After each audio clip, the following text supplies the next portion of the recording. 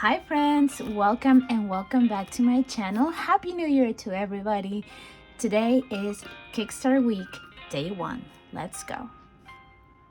Hi friends, welcome back to my channel and Happy New Year to everybody. Yay!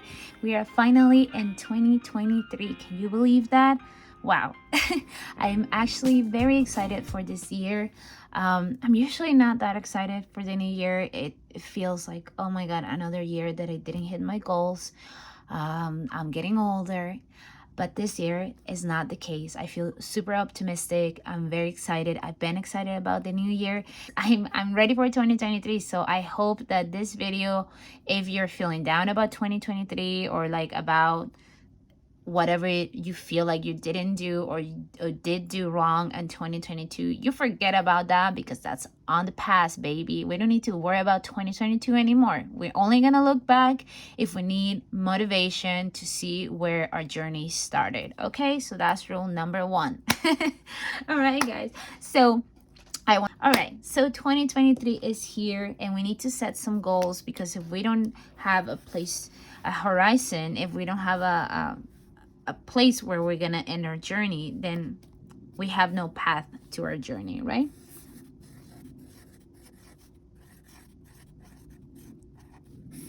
All right, so this video is going to be related mainly to my financial goals. Right, so number one thing that I have in mind is my net worth. Okay, so my net worth, I know that net worths are kind of relative, especially when you don't own any property or assets, but I've been tracking my net worth and I started my YouTube channel with a minus $14,062 on my net worth.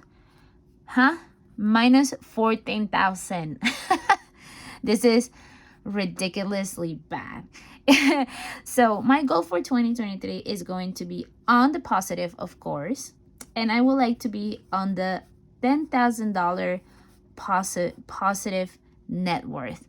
I think this is a very achievable number now. Back in July when I started the journey, I my only hope was to be even, so like at 0.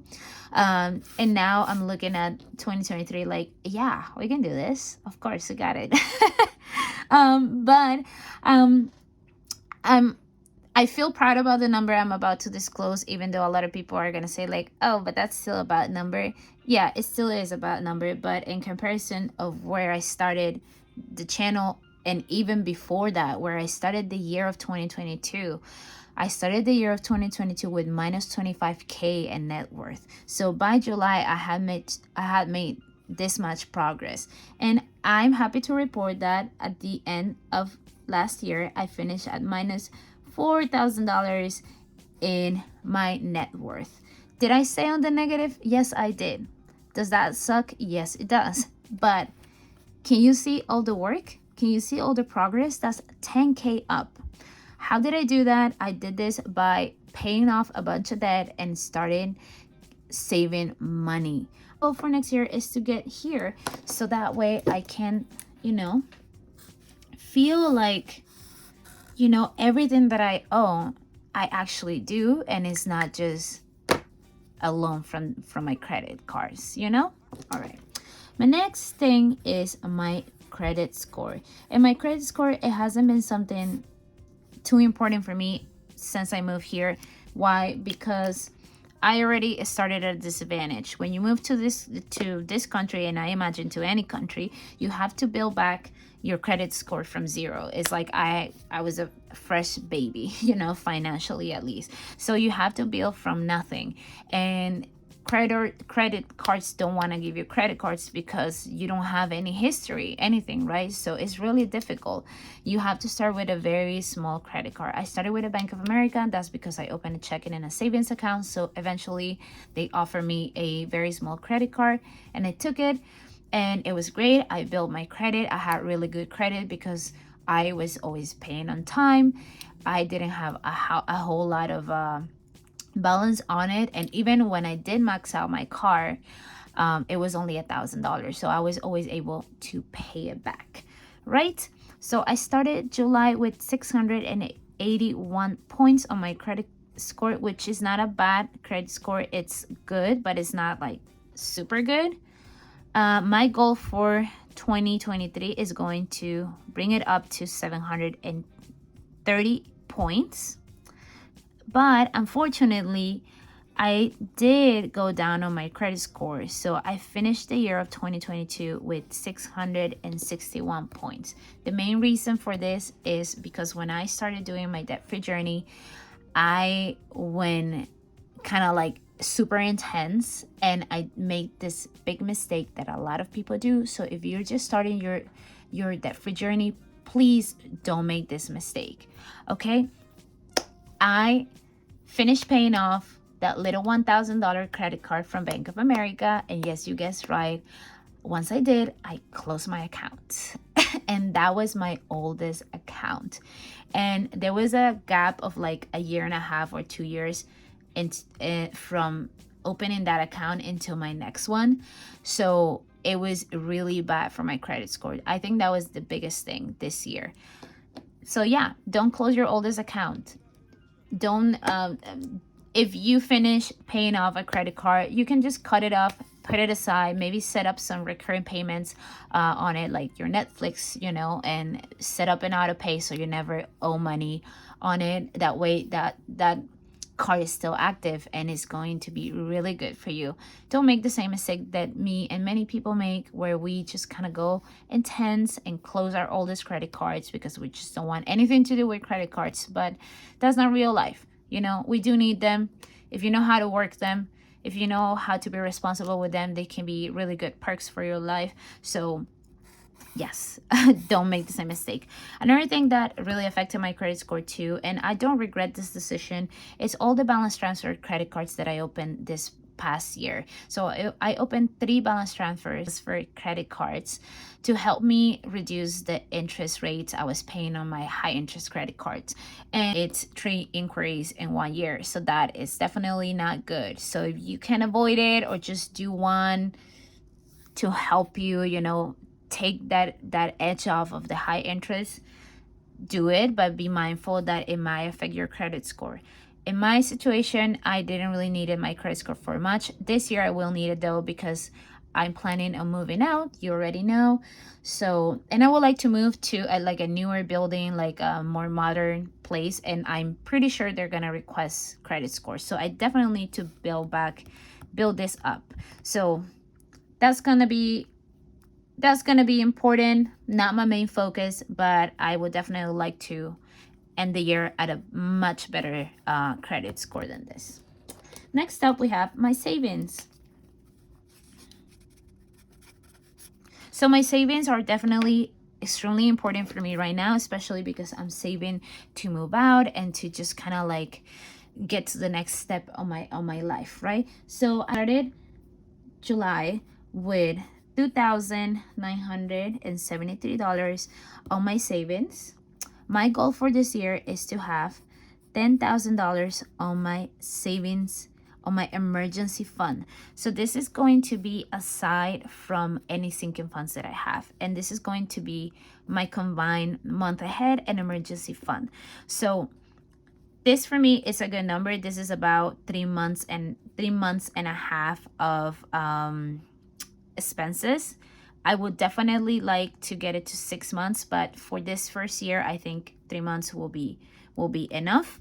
And I will not be counting any sinking funds. I ended the year with $1,500 on my month ahead. And yes, it's low than July, but I did use some of the money that I have here to help me pay off debt. So it's okay. We're gonna start fresh. We're gonna build back up, and we're gonna get there soon. And finally, and most importantly, my debt payoff. So for my debt payoff, there's only one goal. And the main goal is to be debt free. I started the channel with a debt of $18,970. But what you don't know is that I actually started the year of 2022 with $25K in debt. So by the time I had started the channel in July, I had already paid like $6,000. I actually have paid more than that, but I put more debt back into it. So yes, we're not gonna make that mistake again this year. And my goal for 2023 is to be debt free, completely debt free. That is the main goal for me. I'm tired of having debt. I'm tired to feel like the money that I own is not mine because I owe it. So we're gonna tackle this with force and intensity just as much or more than in 2022. Currently, I'm not going to disclose what I have currently. You're going to have to see my debt confession / update for 2023 in order to see the current number. But this will be my main goal for 2023. Now, what I would like to add here is this. My soft goal. So, I believe that we all need a little bit of grace in everything. As long as we're trying, we're winning. As long as we're putting in the effort, we're already doing 50% of the work. And sometimes life gets hard. Sometimes things happen. We can't avoid things happening, you know? So this is why I have a soft goal for all of my goals. I would love to hit 10K plus on my net worth, but if I end the year on 7K plus, I will be happy. And I will not feel bad for not hitting 10K. I will be happy with my effort. I will be happy with being almost there. And I will congratulate myself and I will give myself grace. And the reason why I created this soft goal is because I'm very, very hard on myself. I'm a highly competitive person, always been. I hate not hitting my targets. I hate not hitting my targets. So for me, having this visually and in my brain that I have, okay, if you hit this, you've won. You know, you're the runner up. For me, this gives me a lot of relief. This gives me a lot of room to breathe, a lot of not stressing and not feeling like I didn't do enough or I wasn't enough. So yeah, so this is very important to have.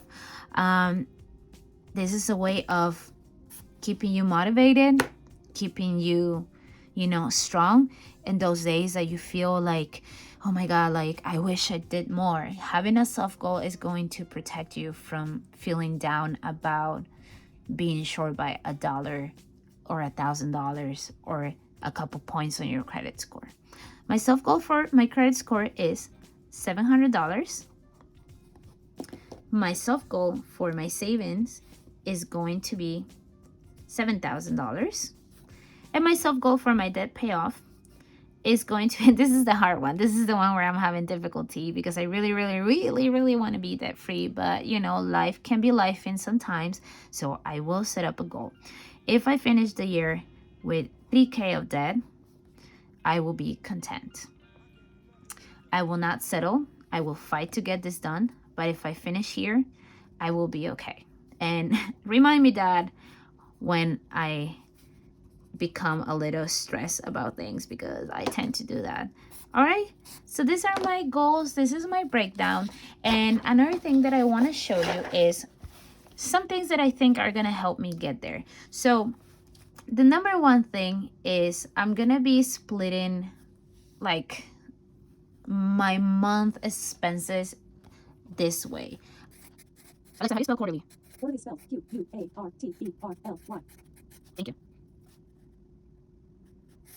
Okay, so I'm going to be splitting my goals and my finances quarterly. So obviously we know the year has 3 quarters.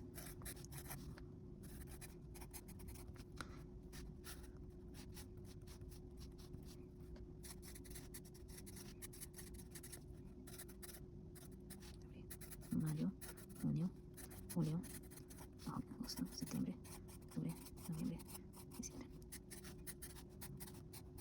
Okay, so each quarter of the year is going to have 3 months. And the way that I'm setting myself for success is as follows. I'm going to be setting small goals for each quarter. That way I will have 4 opportunities throughout the year to hit goals and just keep myself motivated. So let's say I hit my financial goal or life goal for the first quarter, and then I don't on the second, but I do on the third. I'm not gonna feel bad because I didn't hit it on the second. I'm gonna look at the first and feel like, okay, I did it that first quarter. Let's do it again. That didn't work out on the second, but I have 2 more chances to do it. So that's kind of how I want to approach this year. I consider doing a no spend year just so I can get this debt out of the way. But honestly, for my life and the type of person that I am, I don't think that's realistic. So yeah, so that's out of the question. But I do want to do a low spend month, okay?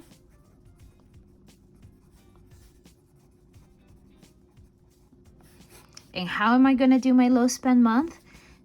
On each quarter of the year, I'm going to pick a month to do my low spend. The months that are going to be low spend are going to be January, April, September, and December, surprisingly so. Why in January? Well, I think this month is definitely a good month to set new goals, create new habits. So it's the perfect month for that. But beyond that is because I have low income in January. My income drops by about 50% in January. Of course, it's a restaurant industry, so we don't really know. Maybe we get lucky and income stays the same, but for the most part, usually it drops significantly. So because I'm gonna have less income, then I need to readjust my expenses. Therefore, the low spend month is going to be a good A for that. Also, during January, I'm going to be working on personal goals.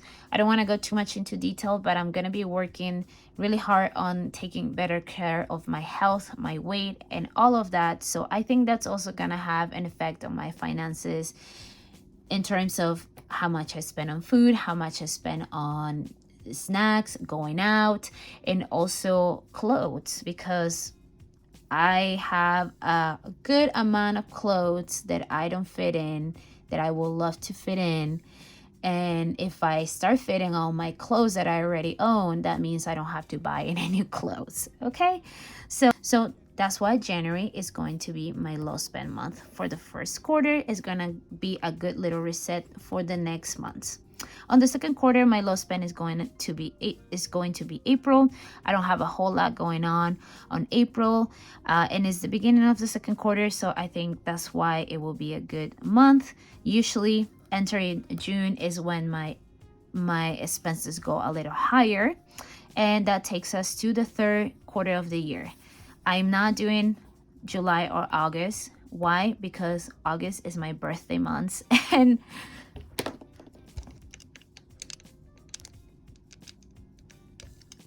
of course, you've heard me say about the whole I like to do bougie things on my birthday, but it's more than that. I like to do experiences. I would love to travel, and also I'm a Leo, so Leos have birthday month. The rule in my family is you celebrate your birthday 15 days before and 15 days after. That's how you do birthday month. So that means that I'm gonna start doing stuff for my birthday in July. Probably it's going to be, jokes aside, it's going to be like, if I want to take a trip, of course, I'm gonna have to book stuff in advance. So some of the payments for that is gonna come out in July. So I don't think it's realistic for me to set this 2 months as low spend. That leaves me only September, which is a good month because it's also another month where income is kind of like a little lower. I don't have a lot going on, and it will be right after my birthday, so I feel like whatever shopping or going out that I'm doing is gonna happen mainly in these 2 months. So by September, I'm probably gonna take it back and start resetting and preparing for the high season on the restaurant, which is physically demanding. So that's kind of a month that I was kind of reel back a little bit. All right, and then we entered the last quarter of the year, and you're wondering, why does she pick December as the low spend month? Like, it's a holiday season. Yes, it is, but I feel like in my experience with this year and how I was able to save for Christmas, which, by the way, I came completely clean from Christmas spending, yay! So I did not go over budget. I did not put in into any debt. I paid all of it back, and I actually had $60 extra that I roll over for this first day of the year so I can go out. So it was awesome. I will tell you more about it on a future video, but I think that December is a good month to do the low spend because honestly, you buy your presents usually in November or even October, right? Like this year, I bought a lot of the presents on Black Friday. And actually, I think I spent more money on Thanksgiving than in Christmas. I was pretty budgeted and ready for my Christmas spending. So I do think that with enough preparation and budgeting going on, December is actually a low spend month. Of course, you go out more, but you can budget for that. And also, if you want to do experiences like, for me here in New York, like going maybe to, like ice skating and stuff, you can plan for that and pay in advance in November. So, yeah, I think that December actually is a really good month to do low spend. Like if you're younger and you go spend holidays with your family, really what are you spending? Like your flight, you can book your flights earlier and then you're just at your parents' house, so that's good. Of course, it varies depending on your lifestyle, but for me, I think that December is actually a feasible month to do this. The other one could be October,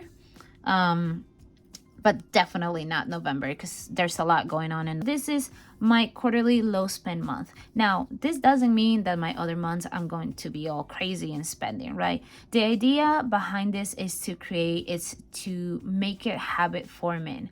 I want to develop more my budgeting muscles, my preparation muscles, and my time management muscles. And I think these months are gonna help me with that, are gonna help me set myself for the other months where I will have a little more income or a little more leeway on my spending. And maybe every month is going to be a low spend month. That will be awesome.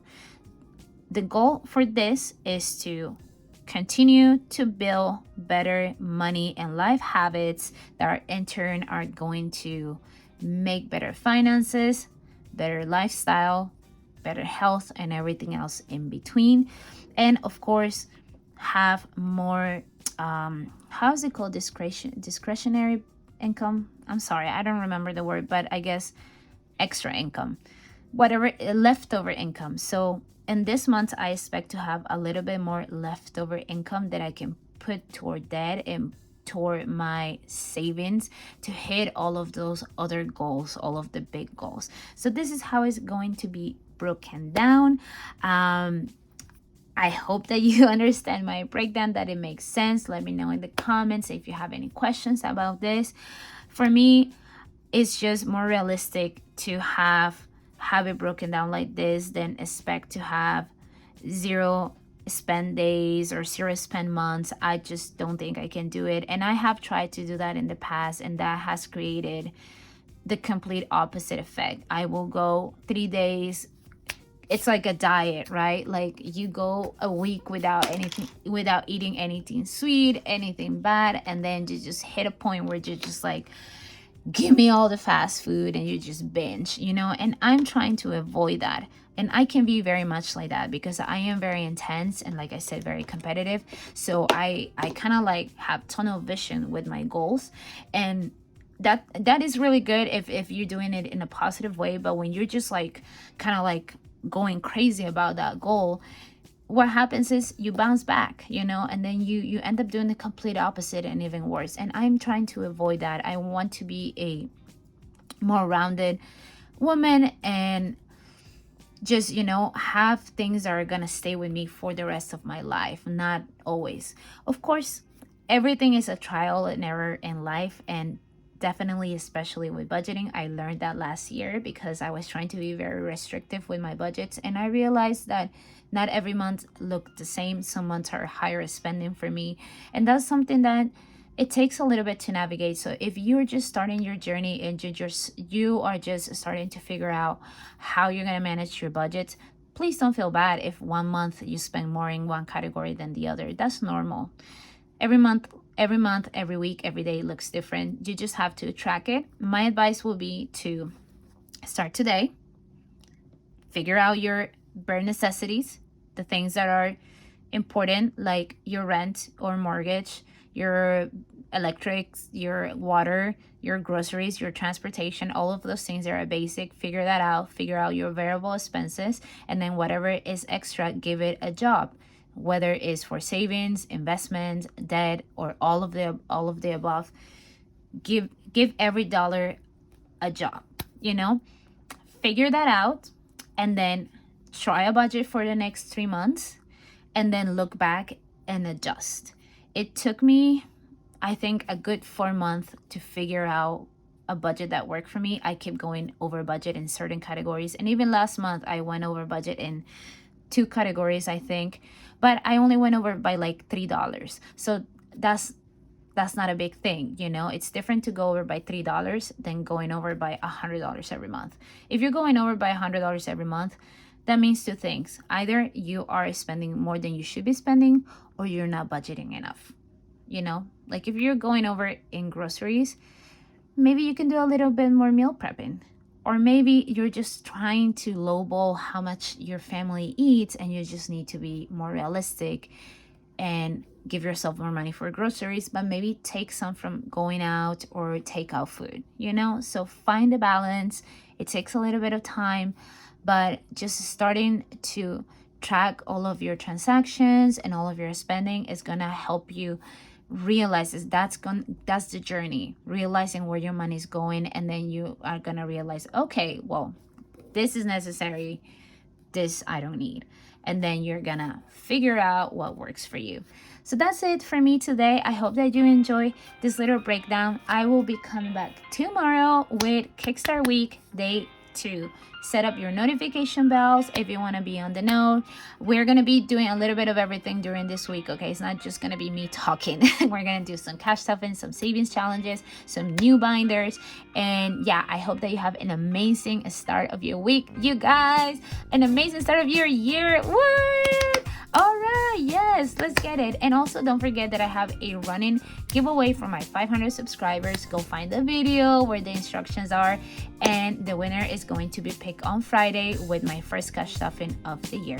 Thank you so much for your time, and I will see you on the next one. Bye bye.